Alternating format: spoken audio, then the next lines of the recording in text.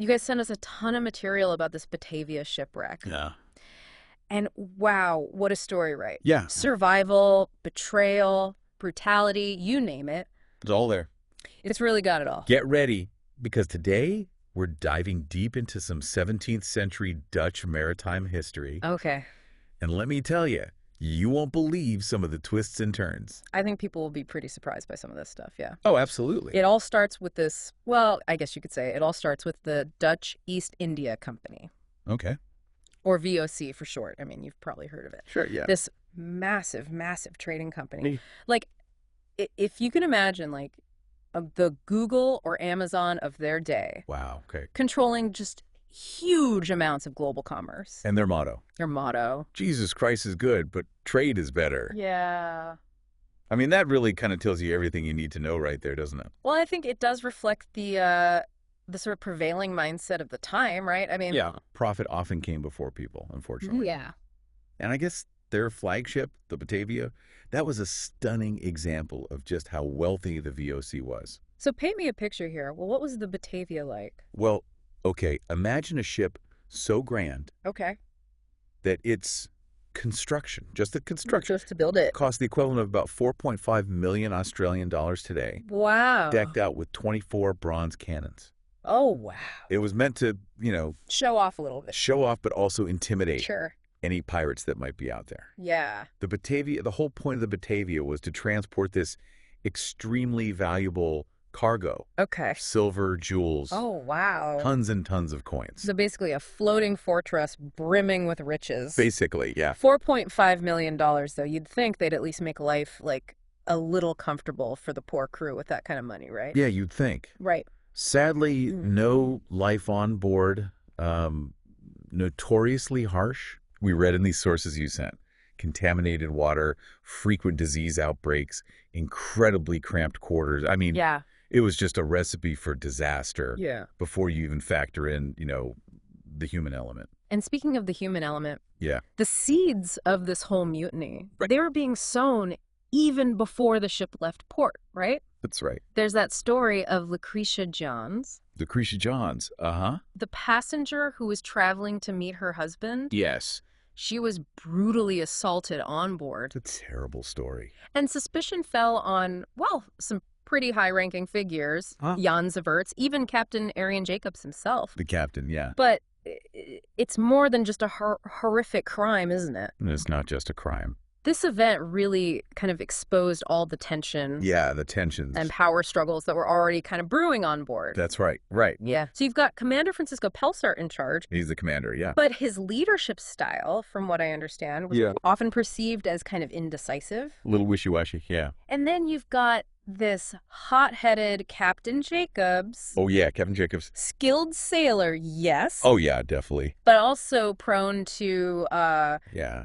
drunken outbursts and inappropriate behavior. A bit of a loose cannon, I guess you could say. So a real clash of personalities. A little way. And then this unresolved assault on Lucretia Johns, Mm-hmm. the animosity between Pelsart and Jacobs, Right. it all just created this volatile atmosphere. It did. Ripe for, somebody to exploit it. Oh, yeah. And that's where Geronimus Cornelis, the undermerchant, enters the scene. That's our guy. He's the mastermind behind the whole mutiny, right? He is. But it's interesting because outwardly, Yeah. he seems so respectable. You would think so. The commander's deputy, right? Yeah, a man of authority. But underneath it all, Underneath. Cornelis was drowning in debt Uh-huh. and terrified of prosecution He had a lot to hide. for his connections to this controversial artist. Yeah, that was a whole other thing. So he had a lot to lose if things went south. Oh, yeah, absolutely. So that desperation Desperate. mixed with ambition, Right. that's what fueled his desire to take control. I think so.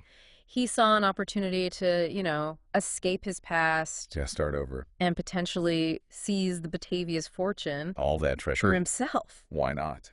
Okay, so how did he go from worried undermerchant to mutiny mastermind? Well, the initial plan, okay, he and his co-conspirators, they wanted to frame the soldiers and sailors for Lucretia's assault, Interesting. hoping to, turn them against Pelsart. Okay, But that didn't really work out. it didn't work out. So they came up with a much bolder scheme. Okay. Overthrow Pelsart, recruit a loyal crew from the, disgruntled sailors, Uh-huh. and turned to a life of piracy. So they were really going to go full pirate mode. That was the plan. Wow. It was a risky gamble. Yeah. But Cornelis knew how to work people, how to manipulate them. He exploited, this existing discontent among the crew. Sure. And he started planting these seeds of rebellion. So the stage was set. The stage was set, yeah. For a real showdown. Big time. But before the mutiny could really fully unfold, Yeah. disaster struck. Uh-oh. June 4th, 1629, Okay. the Batavia ran aground Oh, no. on Morning Reef. Morning Reef. Off the coast of Western Australia. It's almost poetic, isn't it? It is kind of. This brewing conspiracy Yeah. interrupted by a literal shipwreck. Wow. I mean, the chaos must have been terrifying. Oh, People yeah. jumping overboard, Yeah. ship breaking apart, I can't even imagine. and then right in the middle of it all, Pelsart, Yeah. accusing Jacobs of negligence and saying that he's the reason they crashed. Which I'm sure just fueled the tension even more between those two. It just played right into Cornelis's hands. Wow. Because it weakened Jacobs' authority even more. So now we have survivors stranded on these barren islands. Yep. Supplies dwindling, tensions running high. Oh, yeah. What happened next? Well, Pelsart, Yeah. he recognized the situation, right? It's a bad one. It's a bad one. Yeah. So he decided to seek help. Okay. He left a note for the remaining survivors, Okay. and he set sail Okay. in a small boat Oh, wow. with a few crew members, hoping to reach Batavia, Okay. present-day Jakarta, Okay. to alert the VOC. So by doing so, he kind of inadvertently created this power vacuum, didn't he? They did, yeah. And as you can probably guess, Oh, yeah. Cornelis was more than ready to step in He saw his opportunity, and fill that void. and he took it. So while Pelsart is, desperately trying to find rescue, Yeah, Cornelis is back on the islands consolidating his power. that's exactly right. Okay. He quickly established this council. Okay. He used his rank and his, charisma to manipulate those around him. Yeah. And this is where his true nature starts to reveal itself. He goes from being a conspirator to a ruthless dictator, Wow. using fear as his primary weapon. And he wasn't afraid to use it, was he? No, not at all. The island they were stranded on became known as Batavia's graveyard. It's a pretty grim name. For a very good reason. Yeah, I mean, Cornelis orchestrated a reign of terror. he did. Anyone he perceived as sick, weak, a potential threat, Dawn. brutally murdered. It was bad. We're talking calculated acts of violence, Yeah. targeting specific groups, To instill fear. and maintain control. That's right. I mean, the sources describe some truly horrific acts. It's hard to even read about it, really. Like the murder of the Hardin's daughter, and even the poisoning of a baby. Baby, yeah. It's just hard to imagine the terror and despair those people must have felt. You're absolutely right. I mean, the chilling thing is, it wasn't random. Right. These acts of violence, they were deliberate, Deliberate. systematic. All part of the plan. All part of Cornelis's plan to exert his dominance. But his reign of terror didn't extend to every corner of the islands, did it? Not quite. No. Thankfully. Okay. Thankfully. Tell me more. So there's this small group of survivors Okay. led by Private Weeby Hayes. Weeby Hayes. Yeah, and they managed to escape Okay. to the Highland, Okay. which is a pair of nearby islands. So this is where we get a little glimmer of hope in this otherwise really dark story. Yeah, a little bit of hope. Yes. Okay, good. A little bit. So we've got Cornelis ruling Batavia's graveyard, like, I don't know, some kind of evil king or something. Yeah, pretty much. And this small band of survivors, led by Weeby Hayes, holding out on the highland. Right, yeah. What were those early days like for Hayes and his group? Well, they were incredibly resourceful. Okay. I mean, think about it. Yeah. You're stranded. On these desolate islands. Yeah. Limited supplies. Right. But instead of, giving up, Yeah. they find water, build a fort, a makeshift fort, of course. Yeah. And they start preparing for the possibility of an attack. Smart. So Hayes was already anticipating Yeah, I think so. a confrontation with Cornelis. I think he had to know that Cornelis would see them as a threat, Right. especially if he was really serious about, trying to set up some kind of pirate kingdom. Yeah, okay, but before we get to that showdown, Yeah. there's that horrifying massacre at Trader Island. Oh, yeah.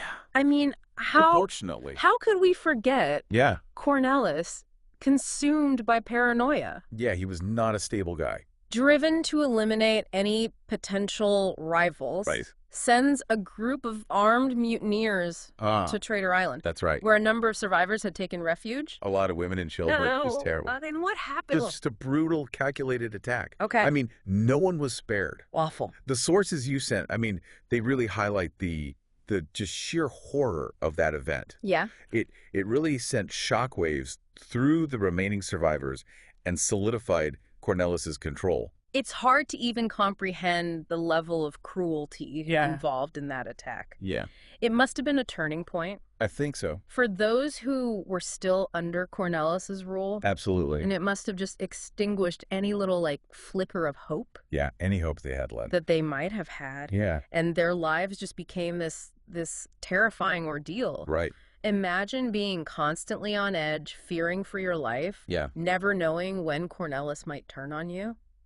It's just awful. I mean, the sources detail these horrific accounts of sexual enslavement, routine violence, just utter despair. Yeah, permeated every aspect of their existence at that point. It sounds like a living nightmare. It was. But amidst all this darkness, Mhm. there was a glimmer of hope. Yeah. You mentioned Eris Johns, Oh, Ernest Johns, yeah. the military barber surgeon. Right. Yeah. He's a fascinating figure. So tell me more about him. So he was attacked by some of the mutineers, Okay. but he managed to escape Oh, wow. narrowly. He was badly injured, Okay. but he still made his way to the highland, Wow. carrying this vital message for Hayes. So what did he tell Hayes? He warned him about Cornelis's plans, Okay. and importantly, he gave him information about the mutineers' strength and tactics. Oh, wow. I mean, Jans's escape, that was a pivotal moment. Yeah. It gave Hayes the knowledge Okay. that he needed Okay. to prepare for that confrontation Yeah. with Cornelis. So Cornelis was probably not too happy about this. Not at all, no. No. He already saw Hayes and his group as this, like, thorn in his side. Yeah. And now, with Gans giving them, intel, Yeah. they were a real threat. Right. So he had to do something. Yeah. He couldn't just let them be. So Cornelis decides to take action. Yeah, he thought he could just crush them. He decides to attack the Highland. Yeah, he thought it would be easy. Did he underestimate them? Yeah, he did. Oh. He launched 2 separate attacks. Oh. And Hayes and his men, they were ready for him. Okay. They had this advantage of the terrain, right? Yeah. Forced the mutineers to cross this narrow sandbank at low tide. So they kind of had them trapped. Pretty much, yeah. Oh, okay. Both attacks, they were repelled. Wow. Mutineers suffered heavy casualties. And it's a testament to Hayes's leadership Yeah, and his men's bravery totally. that they were able to withstand those assaults. I mean, he really inspired them, Yeah. which is such a contrast to Cornelis. Totally different leadership styles. Yeah, One based on fear, the other based on courage and loyalty. exactly. You'd think after 2 failed attacks, Cornelis would have given up, You'd think so, right? but he was persistent. He was nothing if not persistent. Yeah. So he came up with a new plan, Okay, let's hear it. a peace treaty. A peace treaty. Well, not a real one, Okay. a deceptive one. Oh, okay. So he sends Yeah. Gisbert Bastions. Gisbert Bastions. Yeah, Okay. a minister Okay. who had lost his family Oh, in the massacre in the massacre at Traitor Island. to negotiate with Hayes. So Cornelis is using this man of God, Right. a grieving father, Yeah. as part of his scheme. He's ruthless. Yeah. I mean, he knew that Hayes, right, a man of honor, Right. would be inclined to at least hear him out, Right. especially coming from someone like Bastions. So did Hayes fall for it? He was wary, Okay. He had learned to be suspicious of Cornelis, Sure. Yeah. but he wanted peace, Of right? course. Who doesn't? Yeah.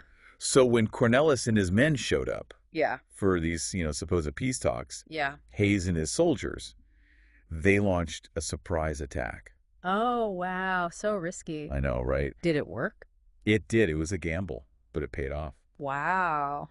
They captured Cornelis Oh. and several of his key lieutenants. So they basically broke the back of the mutiny. Yeah, pretty much. It's amazing. I mean, this small group of survivors, I know. against all odds, Incredible. outmaneuver, overpower Cornelis. Right. I mean, it's a real testament to the power of resilience, Yeah, courage, Yeah. and the strength that comes from, resisting tyranny. absolutely. So what happens next? Well, that's when Pelsart finally returns Oh. with the rescue ship. So Pelsart's ship, the Sardam, appears on the horizon just as Hayes has captured Cornelis. Talk about a dramatic entrance. Right. I mean, can you imagine the emotions running through everyone? Oh, it must have been intense. Relief, fear, confusion. Yeah, total chaos. For Hayes and his group on the Highland, it's got to be like, finally, we're saved. Yeah. But for the people still with Cornelis, it's like, oh no, what now? And what about Pelsart? Yeah. He's been gone for months, desperately searching for help. I mean, Oh, what's Alex. going through his mind as he approaches the islands? I don't know, it's hard to say. Yeah. Probably a mix of relief and dread, I'd imagine. Glad to have found his people, but also, dreading what he might find after all this time. Yeah, because he has no idea about the mutiny, Right. No clue. the murders, any of it. None. So as the Sardam gets closer, are we talking like a joyful reunion here? Not exactly. Okay. You got to remember, some of these mutineers, they're still all in on Cornelis's pirate dream. Okay. They see the Sardam not as a rescue ship, Right. but as a prize to be seized. Oh, wow. So they make a run for it. They try to take over the Sardam. They do. Ew. This group of them, led by a guy named Jacob Peters, Okay. they're racing toward the Sardam, desperate to take control. That's crazy. It's a long shot, Yeah. but they're desperate, and they're greedy. So it's a real pirate showdown. Yeah, you could say that. Do they manage to reach the Sardam? Thankfully, no. Okay, good. But it was close. Okay. Hayes, he realizes what's going on, Okay. and he sets sail for the Sardam, too. Yeah. He's got to warn Pelsart. Yeah. Stop these guys from taking over. So it's a race against time. Big time. The fate of everyone hanging in the balance. Who's going to get there first? Yeah, who wins? Hayes, by a hair. Wow. Imagine that, right? Yeah. Exhausted. But he scrambles aboard the Sardam, Yeah. tells Pelsart everything. Oh, wow. The mutiny, the murders, the whole thing. So when the mutineers arrive, Pelsart's ready for them. He is. Okay. They're met with armed resistance, Okay. quickly overpowered, taken prisoner. Wow, what a turn of events. It really is. I mean, this one little act of defiance, this race to the Sardam, it changed everything. Yeah, it did. Shows you how important courage and, just taking action can be, Yeah, making a decision. especially in a crisis. If Hayes hadn't gotten there in time. I know, who knows what would happen. So Cornelis, he's still back on Batavia's graveyard, right? Yeah, but his time's running out. Yeah, with the rescue ship there, it's all over. Pelsart, he knows what happened now. Yeah. And he wastes no time rounding up Cornelis and the remaining mutineers. Okay, what happens to them? Well, justice was pretty swift. Trials were held right there on the islands. Wow. Pelsart, other high-ranking officials, they acted as the judges. So Cornelis didn't go down without a fight. Not exactly, no. Okay. He tried to blame his followers, said it was all their fault. Okay. But there was too much evidence against him. Sure. The oaths of loyalty he forced everyone to sign, Right. the eyewitness accounts of his brutality, Yeah. it was pretty clear he was the mastermind. So what was his fate? Death. Okay. Not just any death, a pretty gruesome one. Oh, wow. First, they chopped off his hands, Oh, my gosh. and then they hanged him. Wow. Even facing that, he still thought God would save him. He was delusional, right? Yeah. I mean, to the very end. And the other mutineers? Some were hanged, some had their hands cut off before being executed, others were flogged, exiled. It was brutal. Yeah. A real spectacle, even for the 17th century. Yeah. Pelsart wanted to make an example of them. Yeah. But then there's this weird thing with those two marooned mutineers. Yeah. Yeah. Waterloose and Jan Pelgrim. Yeah, what do you do with them? What did happen to them? Well, Pelsart, maybe he was feeling merciful. Maybe he just wanted to be rid of them. Yeah. He decided to maroon them on the mainland. Wow. So instead of execution, Yeah. they're left to fend for themselves. In this vast, unknown land. Harsh. Yeah. It was. Yeah. But it was also, I guess, a chance to start over. Right. We don't know what happened to them. No, but they were among the very first Europeans to set foot on Australia. Wow.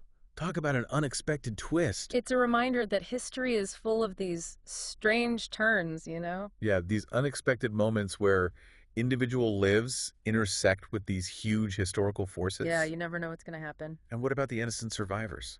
Yeah, the ones who endured all that terror and hardship. Did they ever find peace? I think some did. Okay. Like Weeby Hayes, he was hailed as a hero, went on to have a successful military career. Wow, good for him. Yeah. But for others, the trauma of Batavia, it stayed with them. Like Lucretia Jans. Yeah. She carried the scars of that assault her whole life. It's a reminder that survival isn't just physical, Right. It's emotional and psychological too. Yeah, processing that trauma. So the Batavia, it's more than just a shipwreck. It's a story about power and resilience and the importance of remembering the victims. It's a story that still fascinates us today. Yeah, it does. The wreck being rediscovered, the ongoing research. The museums. Yeah, it speaks to our fascination with this event. And I think it's because it forces us to look at ourselves, Yeah. What would we do in that situation? Yeah, those tough questions. Would we give in to fear, or would we resist? Yeah. Could we find the strength to survive? I don't know. It's a good question. Yeah. And maybe even more importantly, it makes us think about how to prevent something like this from happening again. Well, I think we've successfully navigated our deep dive into the Batavia shipwreck. We made it. What a story. Yeah, it's unforgettable. Thank you so much for guiding us through it. It was my pleasure. And to our listener, thank you for joining us on this journey into the heart of the Batavia shipwreck. Yeah, thanks for listening. It's a story of adventure, betrayal, survival, and the power of the human spirit. It really is. Keep exploring this fascinating chapter of history. There's so much more to learn. And reflect on the lessons it holds for all of us. Yeah, because it's a story that still resonates today. Absolutely. Really does.